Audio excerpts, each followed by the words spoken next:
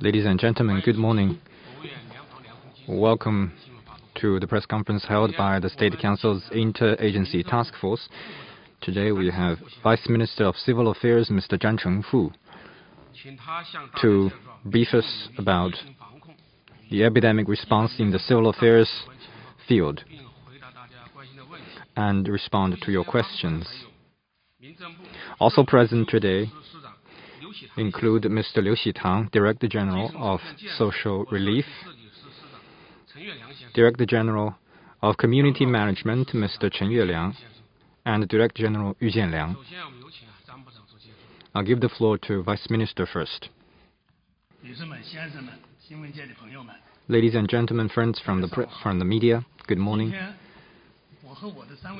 My colleagues and I will brief you about the efforts of the civil affairs departments to respond to the epidemic and ensure people's basic livelihood. We will take questions afterwards. The civil affairs departments take care of the elderly, orphans, and the physically challenged, most of who are underprivileged groups. When the epidemic hit, they face greater difficulties than other people do. The virus is merciless, but ours is a team with love. The Zhongnanhai stands close to the hearts of the people, especially the vulnerable communities. Since the epidemic broke out, General Secretary Xi Jinping gave important instructions on many occasions, stressing the importance for nursing homes, relief centers, orphanages, and mental health agencies to step up at epidemic prevention and control and provide sound protection to people in need. Lately, the Central Leading Group on Responding to the Novel Coronavirus Disease Outbreak and the State Council's Interagency Task Force deliberated and adopted a host of important documents concerning civil affairs, outlining further steps to strengthen epidemic response among civil affairs organizations, care for frontline community workers, and ensure a safety net for the vulnerable groups during the epidemic.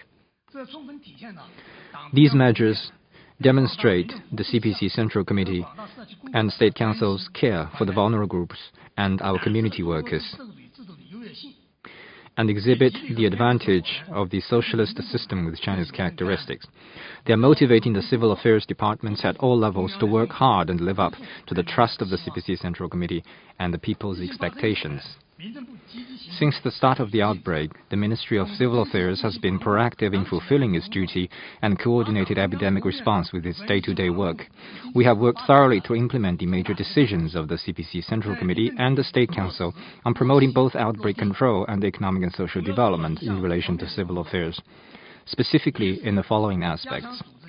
First, we have strengthened organization and leadership to better execute central decisions. The party group of the Ministry of Civil Affairs promptly set up a leading group on responding to the outbreak and 7 special working groups to plan for epidemic response among social service agencies, urban and rural communities, charity and donation organizations, and civil affairs government departments, and also to ensure they each fulfill their responsibilities. The party group and the response leading group have held 13 meetings to communicate, study, and implement General Secretary Xi's important instructions and the CPC Central Committee's decisions, and formulated response guidelines for local departments to improve their response. Second, we have given all-out support to Hubei province, especially Wuhan, in its epidemic control. Specifically, we promptly formulated documents on better management and supervision of the use of donations. We issued notices to charity organizations across the country to prioritize donations on Hubei, Wuhan, and other hard-hit regions. We dispatched 3 task forces to Wuhan to guide epidemic-related donations and response of civil affairs departments. We coordinated with Jiangsu, Anhui, and Hunan to form 3 old-age nursing teams consisting of 118 people to assist nursing homes in Wuhan. We provided guidance to Hubei and Wuhan on provision of temporary relief to those who have to stay in Wuhan and securing basic livelihood for the vulnerable and special groups. Third, we have mobilized a wide range of social forces in the joint response.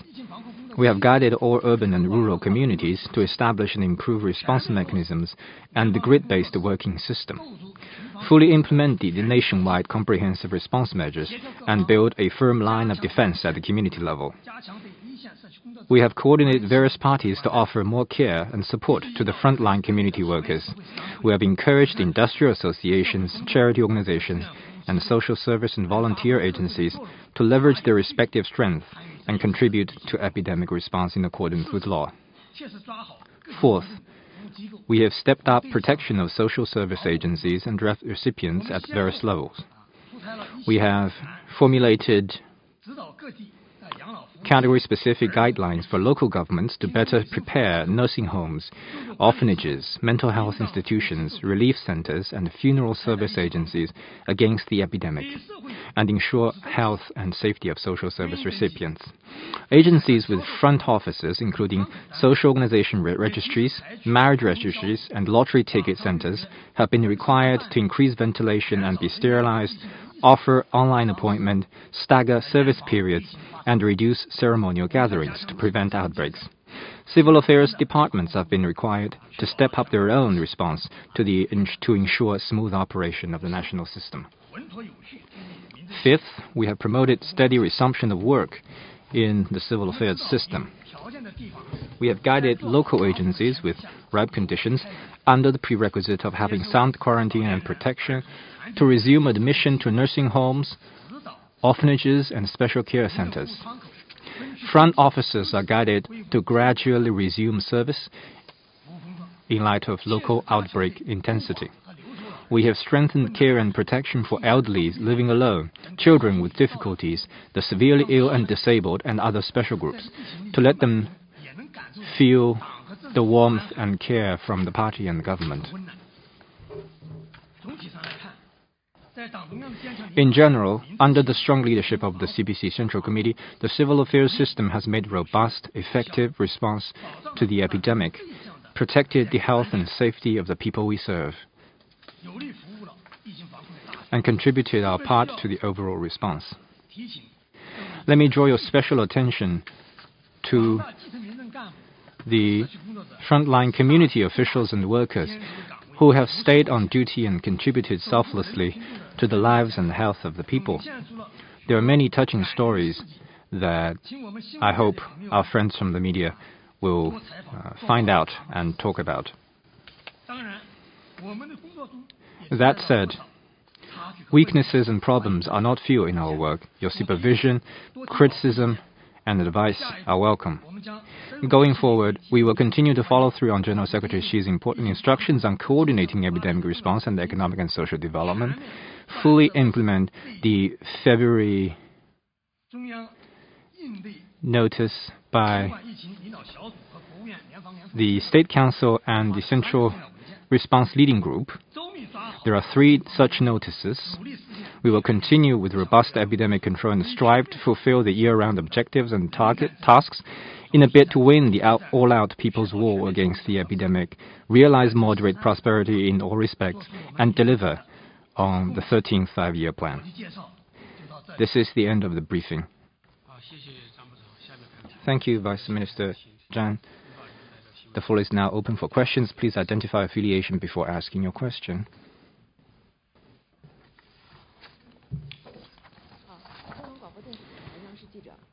With CCTV, lately there has been signs of outbreaks in some social service agencies. My question is about the epidemic situation among service organizations such as nursing homes and orphanages, and what future measures will be taken by the civil affairs departments to respond to that. Thank you for your question. I'll take this question. Let me begin by explaining the concept of social service agencies. Our social service agencies include nursing homes, orphanages, mental health institutions, and relief centers for the homeless, as well as funeral parlors.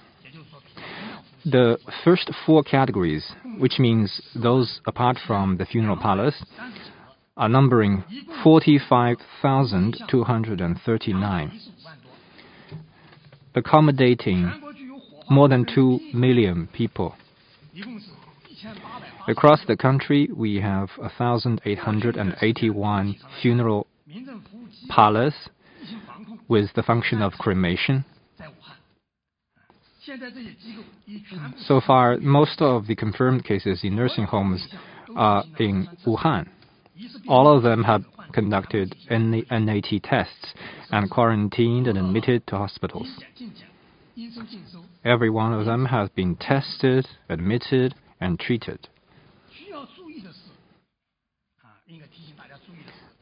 I'd like to draw your attention to the fact that the management of epidemic response among civil affairs departments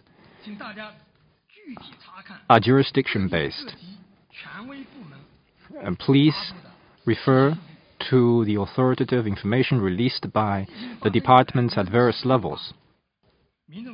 Since the outbreak of the epidemic, the civil affairs organizations have given top priority to epidemic control and ensuring the safety of the people we serve. I have briefed about the measures we have already taken.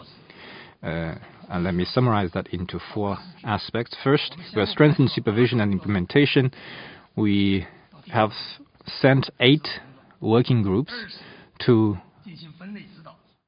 the local governments.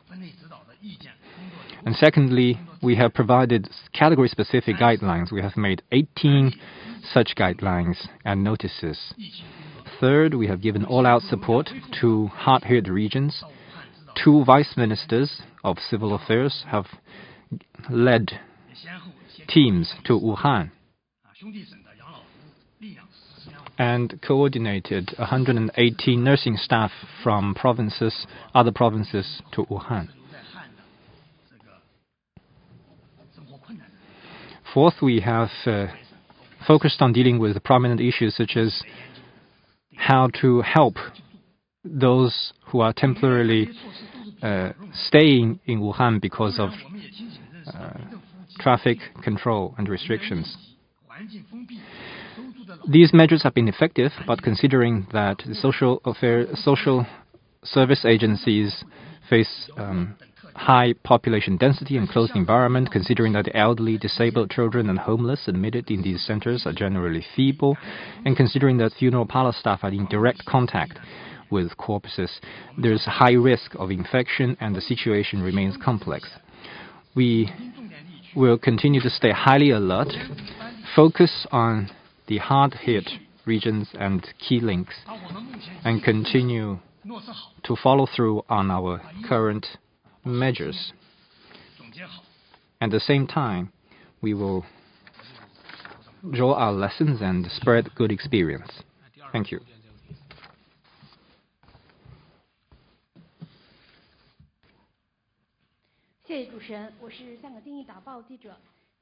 Hong Kong Economic Herald. After the outbreak, those who used to manage their life are now facing great difficulties. How are the civil affairs departments responding to their needs and provide them with timely assistance? We have a specific department in this regard, so I will give the floor to Mr. Liu.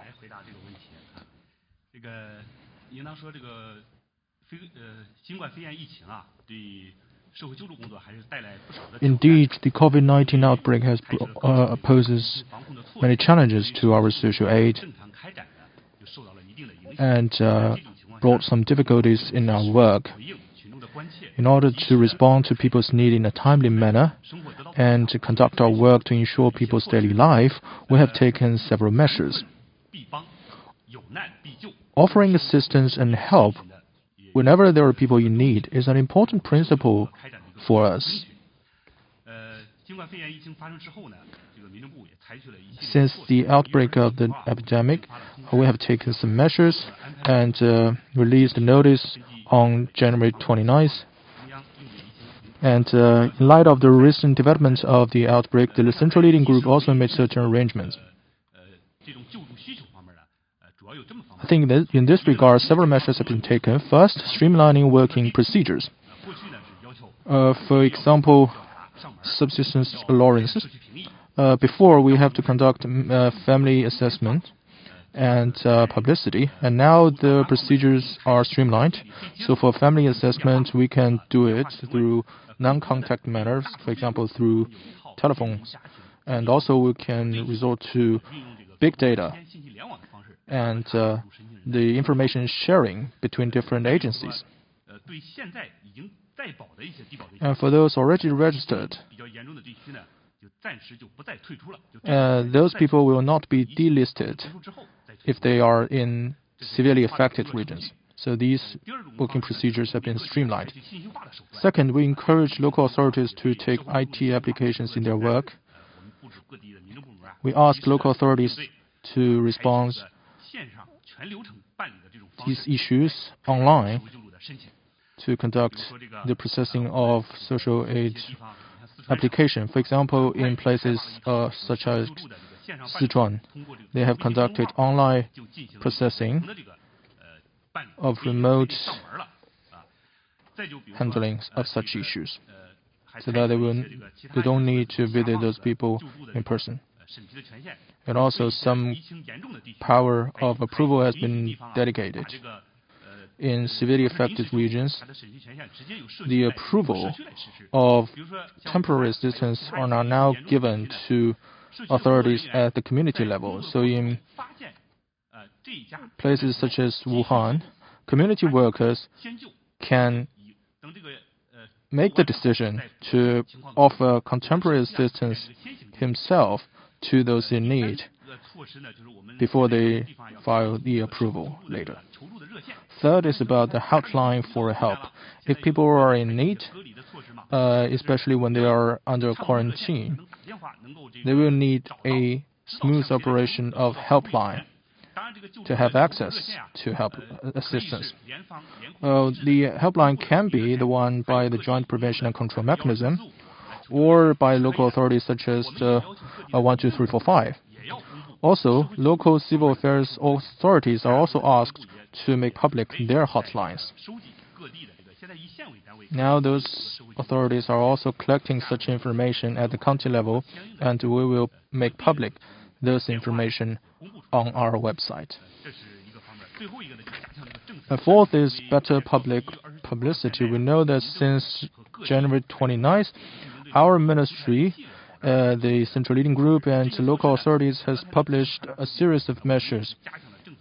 So we have been improving our policy publicities by using WeChat, Weibo, and other new media platforms to promote our aid policies. So we invite you to follow those accounts such as China Society News and accounts by our civil affairs agencies, which will promptly release the latest policies. And we hope you can help us spread the information so that more people will be aware of our policies. Thank you.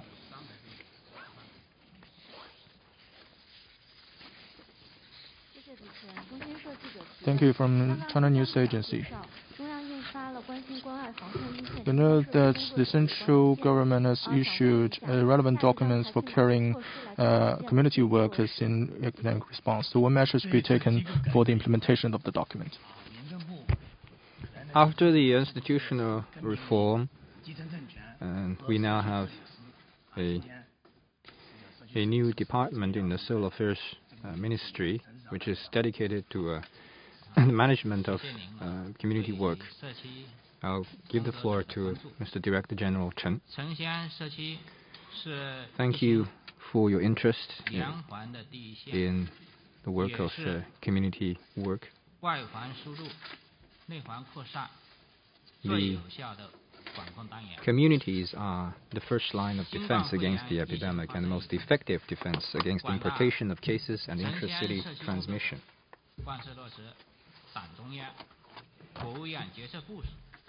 Since the beginning of the outbreak, community workers have thoroughly implemented decisions of the CPC Central Committee and the State Council. They stayed on their duty day and night and fought bravely on the front line, making important contributions to containing the virus. As of March of the 8th,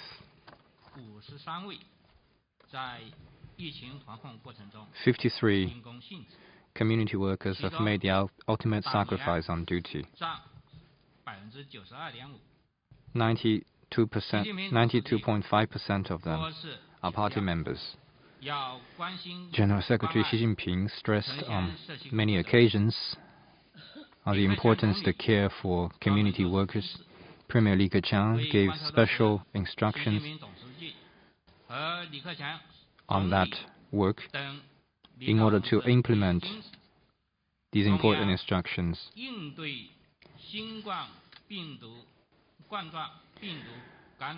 the Central Leading Group on responding to the novel coronavirus disease outbreak held special meetings to discuss the difficulties facing our first frontline community workers and gave clear instructions and requirements on increasing incentives, ensuring protection, and offering care and support. They have issued 8-point requirements for caring for our community workers that focuses on 5 aspects of issues. First, to deal with ambiguous rules concerning working allowance entitlement. The requirements have clearly set out that frontline community workers are entitled to working allowance as appropriate. The provincial governments are responsible for guiding municipal and county-level governments to formulate allowance standards. Second, to tackle the shortage of labor protection. Community workers that get injury or illness during epidemic control that meet the criteria under the work-related injury insurance regulations must be identified as having a work-related injury. Those already under work-related injury insurance will be paid in accordance with the regulation. Those who are not under the insurance will be paid by the employer in accordance with legal standards. Employers on government budget that incurred costs will be subsidized from the fiscal budget at the same level. Third, to tackle the shortage of protection. Local governments should deliver on the funding for epidemic control as required, improve the protection condition for frontline community workers, and distribute masks, protective suits, disinfectant, contactless thermometers, and other medical supplies.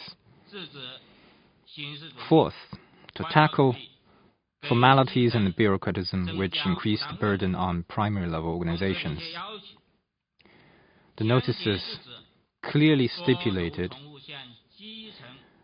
that redundant orders of paperwork must be stopped.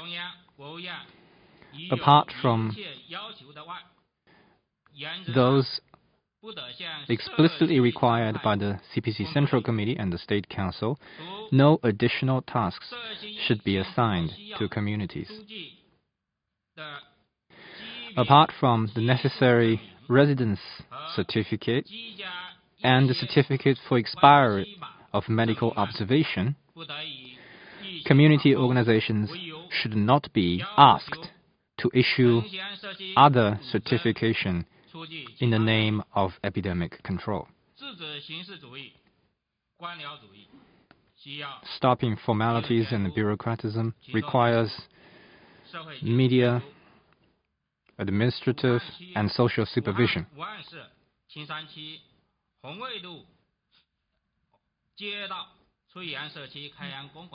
A district government in Wuhan has conducted fake, put up a show for inspection groups. Such behavior must be immediately corrected. Fifth, we are filling the gap of awarding our community workers. The notices has clearly stipulated that outstanding community workers must be promptly awarded. Those who sacrifice their lives on duty must be given the award of outstanding community workers. At the same time, they should be recognized as martyrs and given other rewards. Relief and privileges should be given accordingly.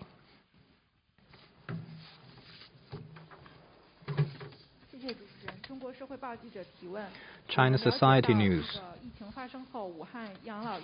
We have heard that after the epidemic outbreak, many nursing homes in Wuhan are facing shortage of staff. Most of them have been working for more than 40 days in a row and under a lot of pressure. We see that the notice on strengthening epidemic control among civil affairs organizations have required to strengthen staffing. How are you going to implement this notice and address this problem? I'll let Mr. Yu to answer this question.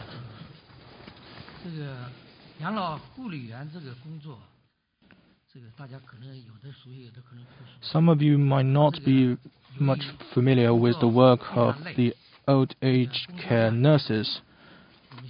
They have heavy workload. Currently, we have about 2 million elderly citizens living in 40,000 nursing homes, but we only have about 370,000 nurses. And that includes some working staff. So the old age care nurses were only numbering about 200,000, and they're working around the clock. So on average, one nurse will serve about 10 elderly citizens.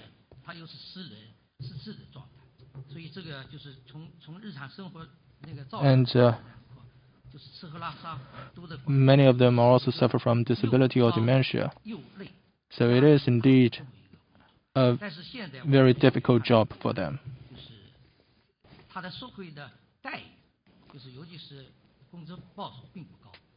But at the same time, those nurses also have relatively low wages.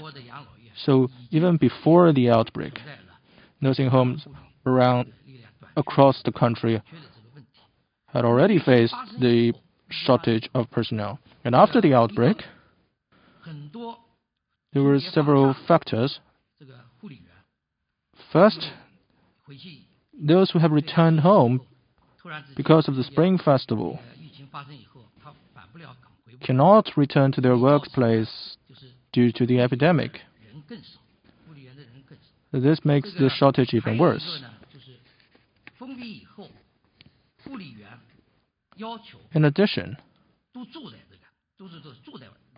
after the quarantine, the nurses are asked to live in nursing homes.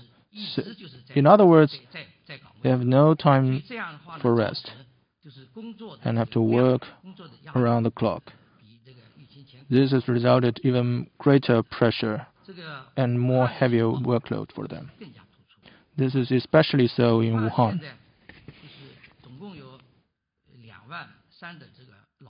In Wuhan, there were about 2.3 million elderly, but only 3,000 nurses.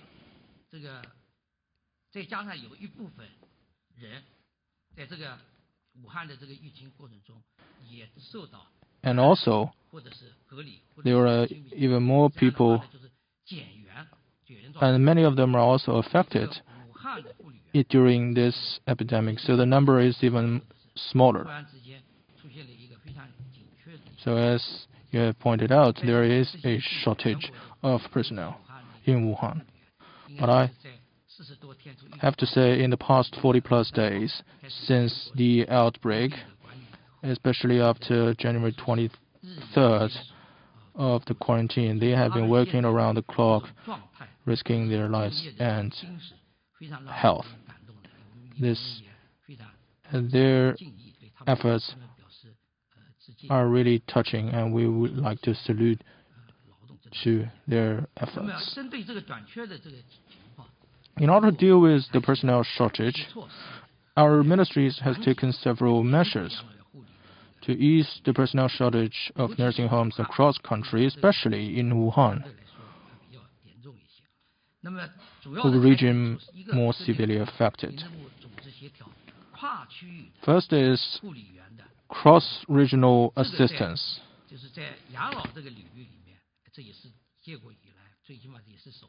This is the first time we do so in old age care.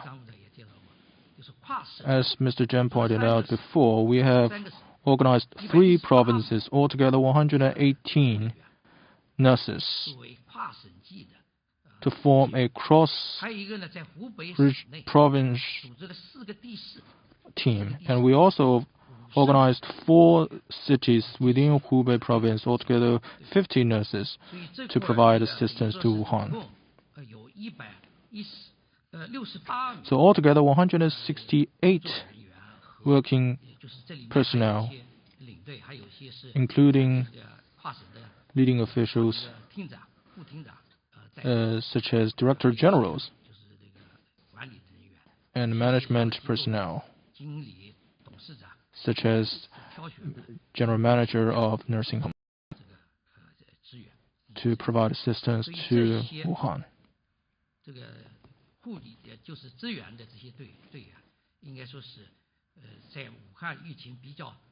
So at this difficult moment, they are risking their lives and health to stick to their posts in Wuhan. They are offering all they have to people who does not have any connection with them. This is indeed very moving. So this is the cross-regional assistance I mentioned. Second, the fundamental solution lies in the nursing homes themselves. Assistance from outside, like the 3 teams from other provinces and 4 teams from other cities in Hubei province, they can help, but in Wuhan there are altogether 270 nursing homes, and they need to more relying on themselves to provide adequate services. So what we're doing is to encourage those nurses who are currently stay at home to return to their work while ensuring their own safety and health. In addition, we will also do our work to facilitate the hiring of new nurses.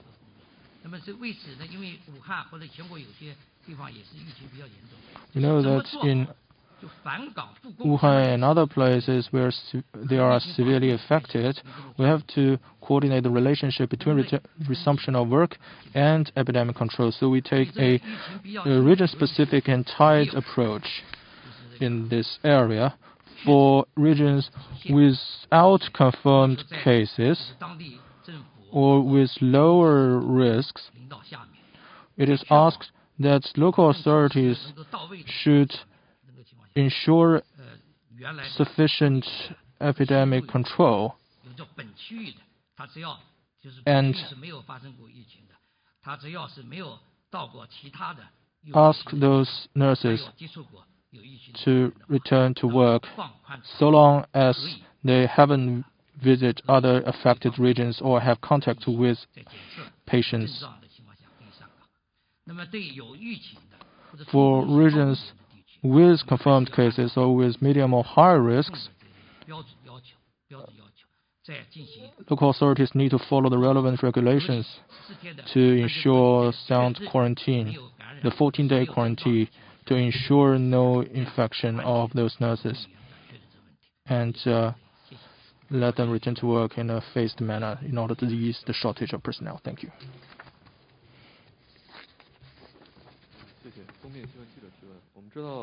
Thank you, Industrial News.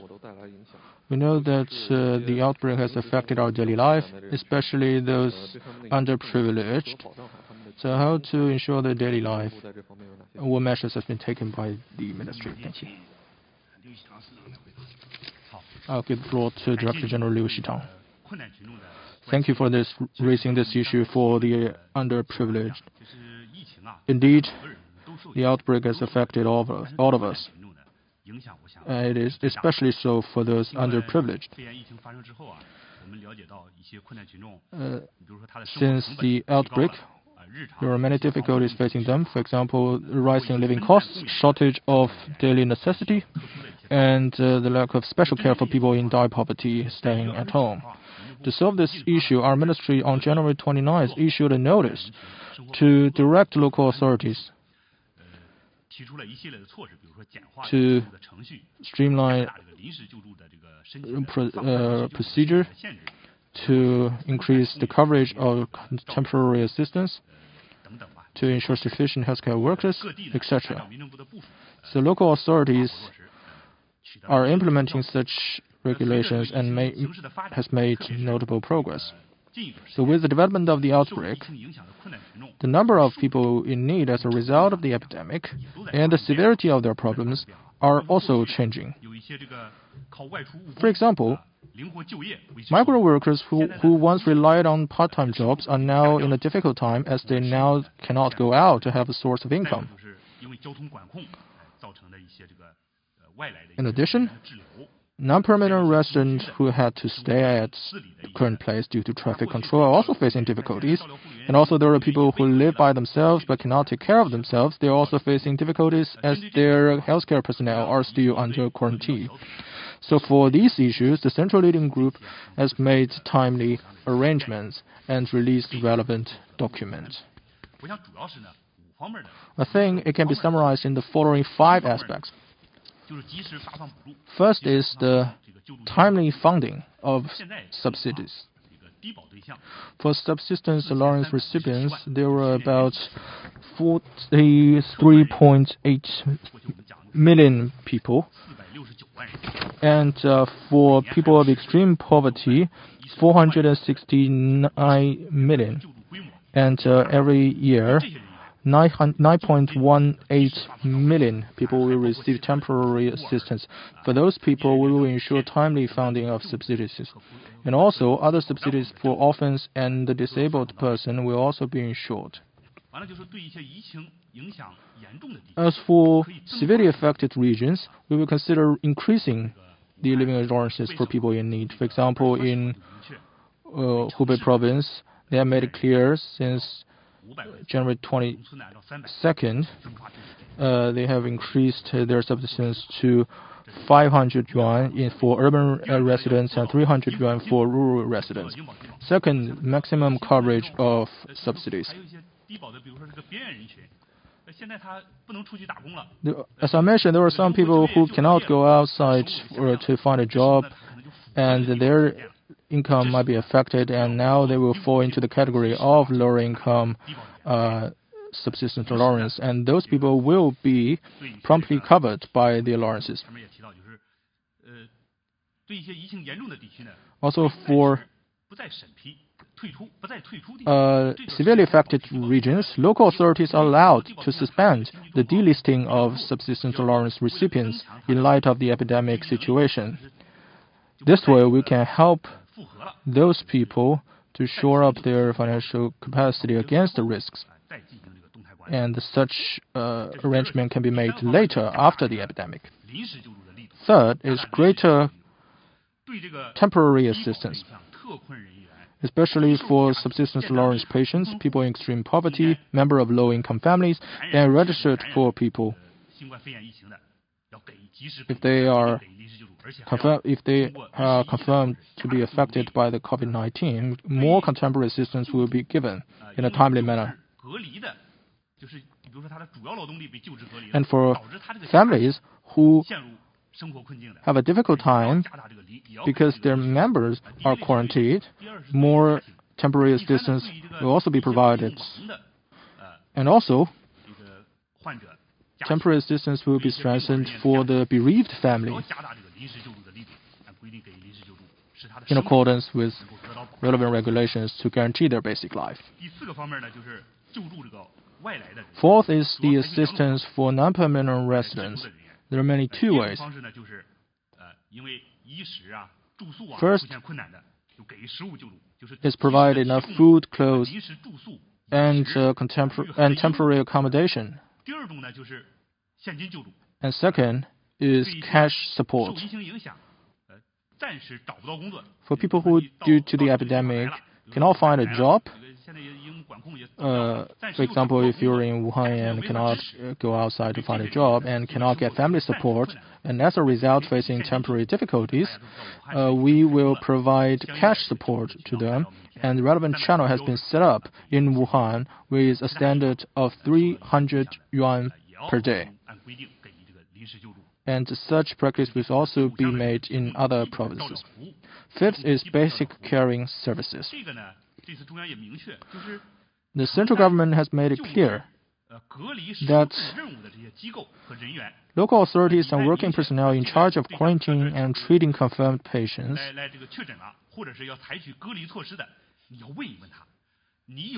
should follow closely their family conditions, whether they have other family members to take care of, like the elderly or the children or other people. And if so, it should be reported promptly to the local community or the local civil affairs authorities so that timely assistance and care will be provided.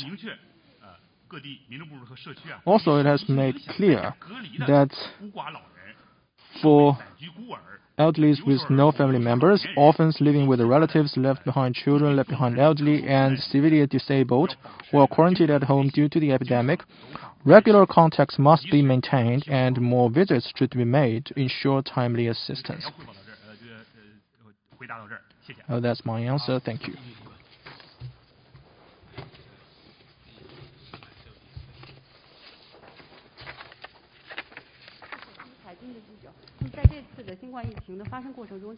Thank you. During the outbreak, charity is also an important aspect drawing social attention, but there were some issues occurring in this process. For example, the difficulty in donating and the allocation of charity resources. So, how does your ministry view this issue, and what measures can be taken to address these issues? Thank you.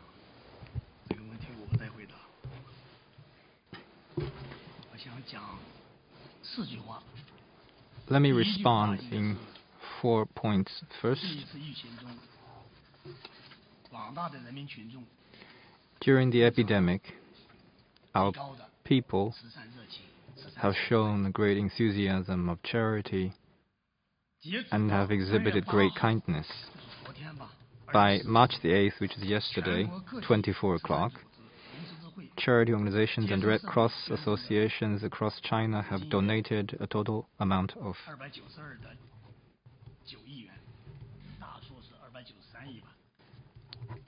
close to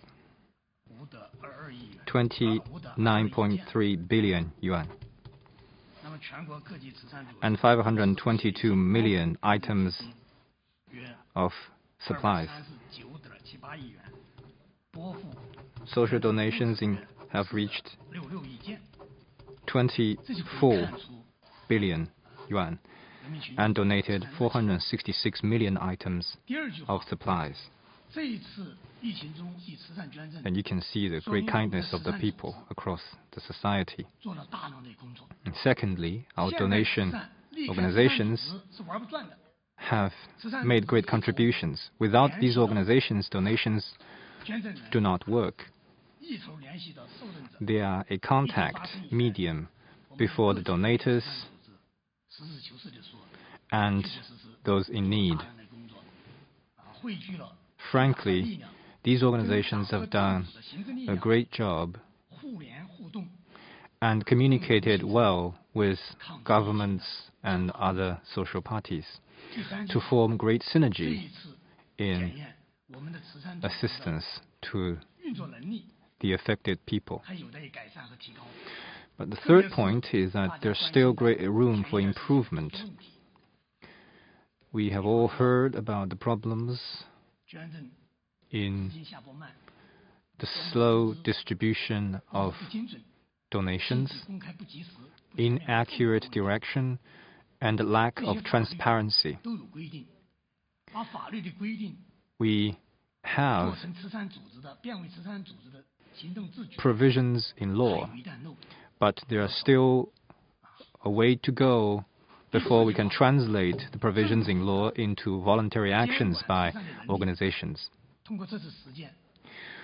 Fourth, there's still room for improvement in the supervision of behaviors of these organizations.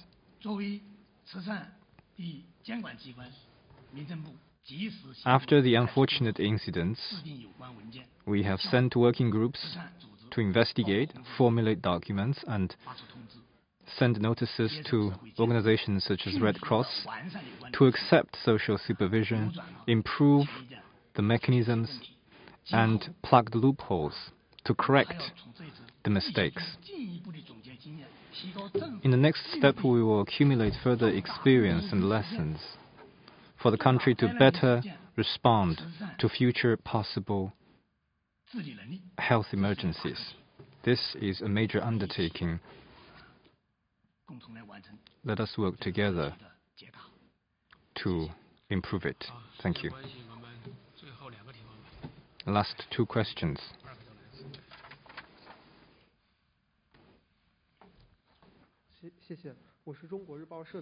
China Daily. In the epidemic response, our community workers have stayed on their duty and made their great contribution to the epidemic control. What targeted measures will be taken to care for our community workers?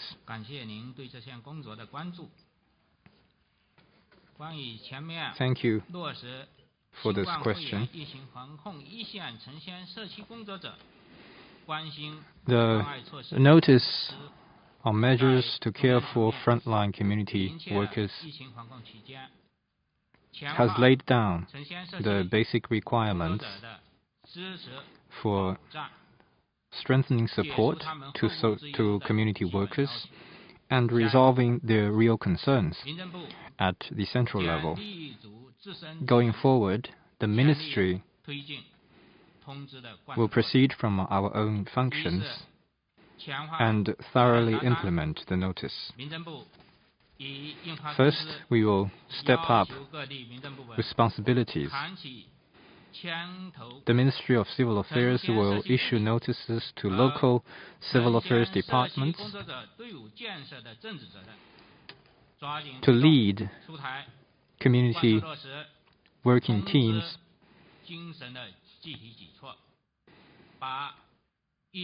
and work out implementation measures in relation to the notice, especially to formulate the working allowance for community workers in light of epidemic situations. Second, we will step up communication and awareness promotion. We will take full advantage of media reports, information release, and new media platforms to communicate the significance and the requirements of this notice and share good practices of local governments in the implementation of this notice. In this way, we hope to facilitate better implementation of the measures to care for our community workers. Third, we will conduct special campaigns. We are working expeditiously to communicate and coordinate with competent authorities to roll out special awarding for outstanding community workers and communicate stories about those who have done a good job. in order to set up exemplary models. Fourth, we will not relent in the implementation of this notice. We will work with other ministries and departments to formulate special policies that take care of our community workers and strengthen their teams. We will establish and refine a community worker career system, establish the ranks and positions, and formulate compensations and treatment accordingly. We will also improve incentives, motivations, training, and promotion to better enhance the capability of community work. Fifth, we're also directing private companies, such as Tencent, to assist the volunteers, community workers, and other social workers, as well as nursing homes in Hubei. Sixth, provide psychological counseling. We are providing community workers with psychological evaluations and arrange for rest, counseling, therapy to community workers afterwards, so that they can keep in a good condition. Thank you.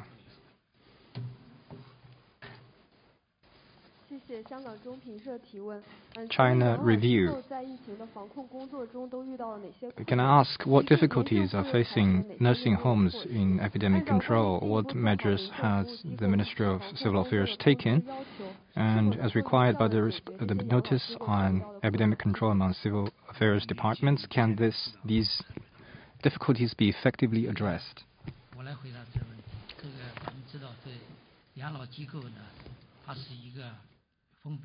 We know that nursing homes is a quite closed unit,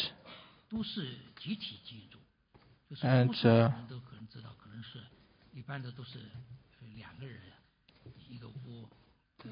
most of the time there were two elderly who live in the same room, or sometimes even 4 or 5 people living in the same room.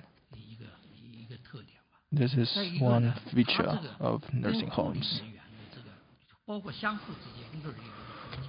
And also, there are frequent contacts between nurses and the elderly.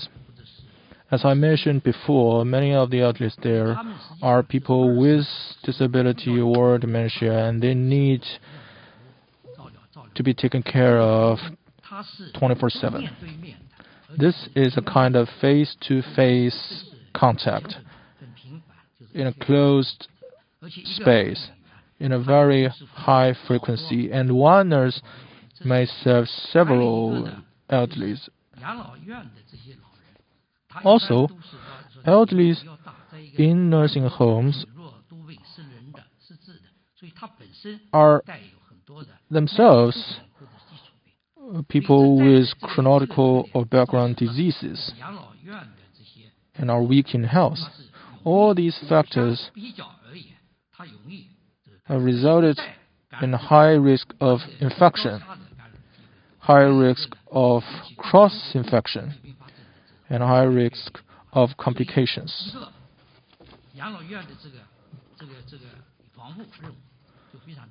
So it is indeed a heavy task of epidemic control in nursing homes, and there are higher risks in those institutions. So in terms of the target, in terms of the institutions, it is indeed a key area of epidemic control.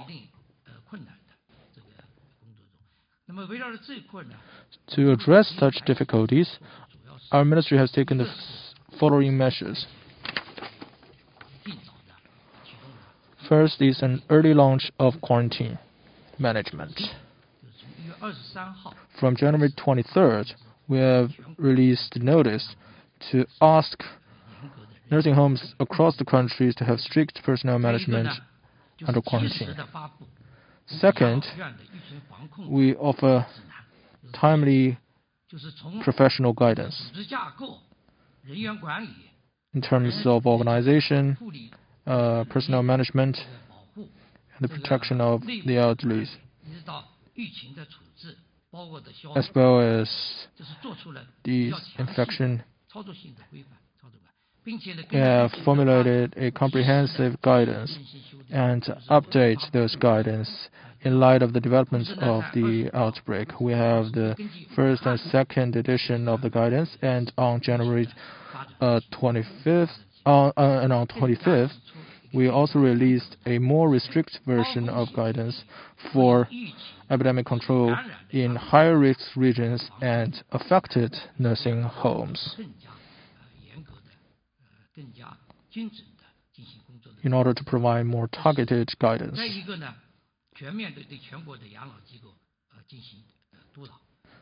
Third is greater supervision over nursing homes across the country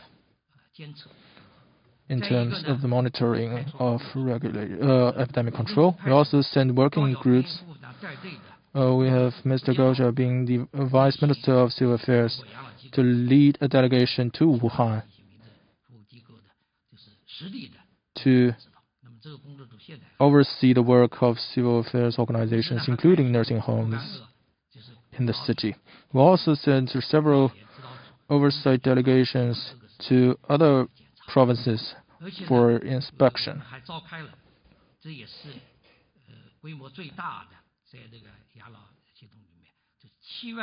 In addition, we also held a teleconference on old age care involving 70,000 people in nursing homes, and to provide guidance through telephone video conference. And as we look back to the past 40+ days, those who strictly follow the guidance of our administration have seen zero inspection. And institutions with infections, as we look back to their behavior, had some missteps in their implementation of the guidance. So indeed, the guidance has been playing an important role. So this is how we respond to the epidemic outbreak. You also mentioned the notice on further strengthening epidemic control in civil affairs organizations issued by the State Council. Indeed, it is a very important document, as it includes the epidemic control of nursing homes into the joint prevention and control mechanism, and therefore can provide more tailored requirements for nursing homes. It can help shore up the organization capacity of nursing homes. And also in areas such as screening, transfer, quarantine, allocation of resources and personnel, all these factors, all these areas have been strengthened by the notice,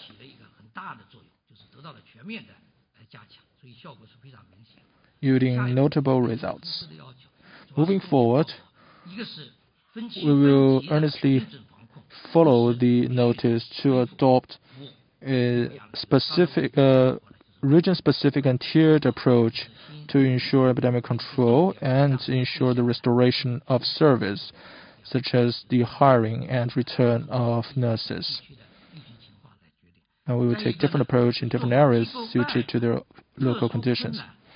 And for elderly people living outside those institutions, we will also do a good job in the screening and service for them, because there were also elderly people without family members who have to stay at home under quarantine.